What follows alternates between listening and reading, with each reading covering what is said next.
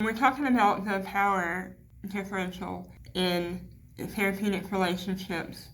Mainly I'm talking about like within therapy, psychotherapy, but it can be any dynamic relationship with your boss or your doctor or anything like that. There's a few movies that if you are interested in checking them out, present a power differential, sometimes where it's the client who has a lot more power, and sometimes it's the therapist, and most of these are presenting some of kind of the worst case scenarios where the power is abused and taken to the extreme. Analyze This is one.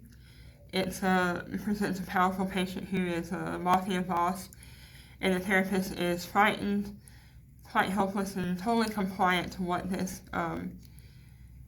client wants. The client intrudes on the therapist's life, like their wedding, vacation, his private home, his family life, and through demands and threats, the client receives like 24/7 services from the therapist, definitely crossing some boundaries there in a lot of ways. The movie titled Francis presents a psychiatrist who has a famous movie star as a client, and the movie star clearly has the power because the psychiatrist demonstrates his own insecurity with the client and his need for her to admire and respect him. So her position as being famous, the psychiatrist is, the power differential is certainly shifting in her favor. Good Will Hunting is one that I think a lot of people are familiar with.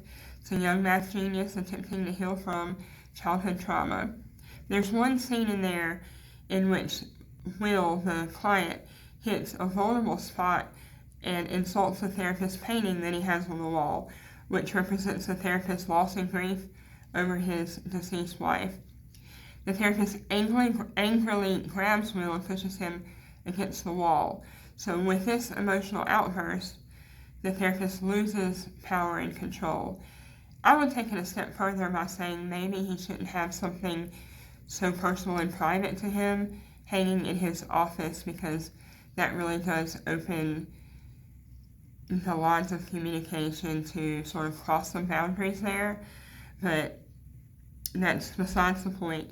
He later regains the upper hand when he declares that time's up, ending the therapy session, because controlling the time and the length of a session is one way that a therapist shows power, and we'll talk about that in a few minutes.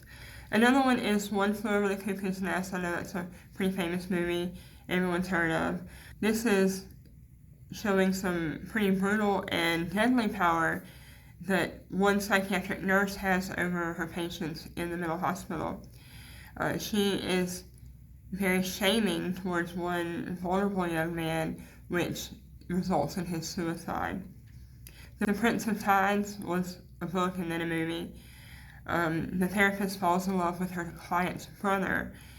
She is talking to the brother, and it ends up kind of turning into therapy sessions for him as well, even though it wasn't meant to be that way, because her client, his sister, is in a coma after attempting suicide, and she is trying to learn more about the childhood trauma that they both went through so that she can learn how to better help her client. So it ends up being really therapeutic for the brother because he has never dealt with any of this himself. But the therapist has a lot of problems in her personal life with her husband, and she ends up being attracted to her client's brother and enters into a sexual and romantic relationship with him. The movie Prom is about this really obedient and cooperative client who becomes appropriately outraged when she finds out that her therapist that she's going to is her boyfriend's mother. So the problem here, obviously, is that the therapist should have disclosed that information right from the start and should never have seen this young woman as a patient to begin with. She should have referred her to someone else, because that crosses a boundary line. And finally, What About Bob is a comedy. It's a client who starts off being portrayed as vulnerable and fairly low functioning, but the power shifts when He's pretty much stalking his psychiatrist. He follows him on vacation, and this movie, even though it's done as a comedy, it is really portraying the client's power to harass, impose upon, the therapist. So now let's talk about the power of transference and countertransference in the therapeutic relationship. So the definition of transference from psychology today is the redirection of feelings and desires, and especially of those unconsciously retained from childhood, toward a new object. So transference happens in all relationships, not just therapeutic ones, but in the therapeutic relationship, transference would look something like this. The therapist reminds the client maybe of her father, and whether that's a good or bad association, the client may begin behaving to the therapist as she would to her father, and might be attributing certain things that the therapist does in a way that the father would. So she's kind of replacing, the therapist is sort of a father figure, and so things that the therapist does might, trigger things with the client, and then the client is going to begin to treat the therapist accordingly.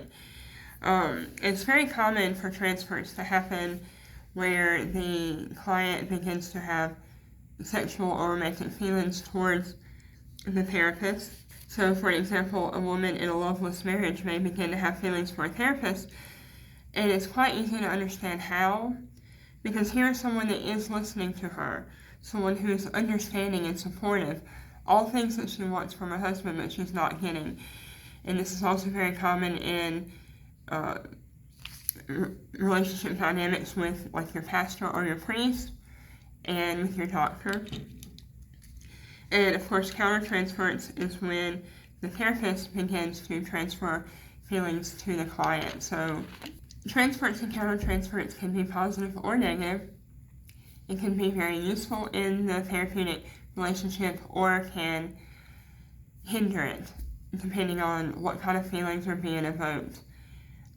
But as a therapist trained in recognizing and dealing with transference when it happens, the client might not even know what the term means or know what's happening, but the therapist should, and should be able to address it and deal with it. It's either going to be something that's going to help the therapeutic relationship. If it's hindering the relationship, then the ethical thing to do is maybe refer the client to someone else. Because if the therapist is being triggered from their own past or their own childhood, maybe they had an abusive parent and this client is reminding them of that parent.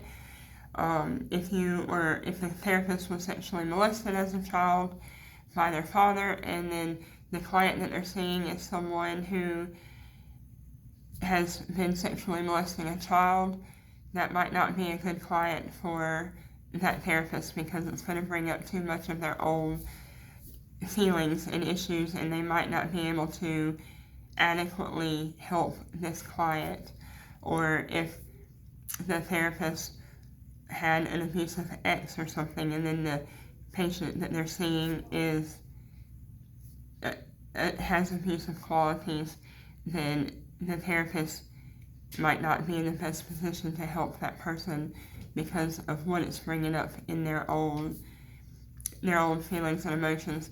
Now, it's not to say that a therapist who has been through something like that could not be a good therapist to that client.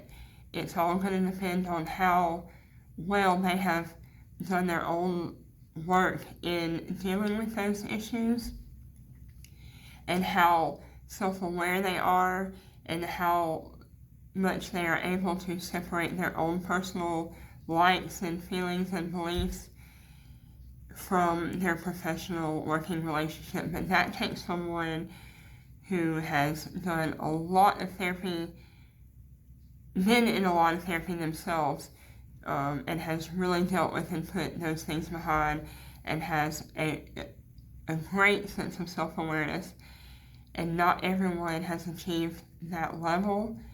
And if you know that you haven't, and if you know that you're being triggered by your client in a negative way, at least have the self-awareness to recognize that and to do the right thing by your client. Don't just keep seeing them when you're not able to help them. You might harm them further just so you can fill that time slot or, bill and get that money.